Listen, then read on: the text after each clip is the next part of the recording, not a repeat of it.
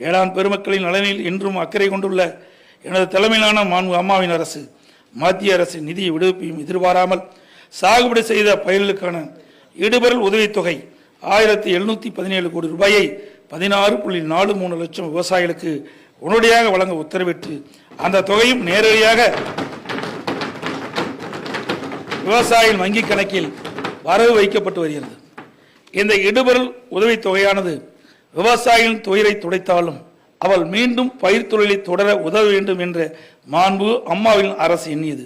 மேலும் விவசாயிகள் பல்வேறு விவசாய சங்கங்கள் சாகுபடி பயிர்களுக்கு ஏற்பட்டுள்ள பெருத்த சேதத்தை கருத்தில் கொண்டு நிலுவில் உள்ள பயிர்க்கடனை தள்ளுபடி செய்ய வேண்டும் என வலியுறுத்தி வருகின்றனர்.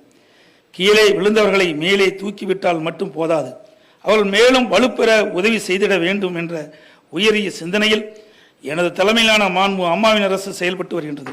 எனவே தற்போதுள்ள சூழ்நிலையில் கருத்தில் கொண்டு கூட்டுறவு வங்கியில் பயிர்க்கடன் பெற்ற 16.43 லட்சம் விவசாயிகள் கடன் நிலுவைத் தொகையான 12,110 கோடி ரூபாயும் தள்ளுபடி செய்யப்படும் என்பதை மகிழ்ச்சியுடன் தெரிவித்துள்ளேன்.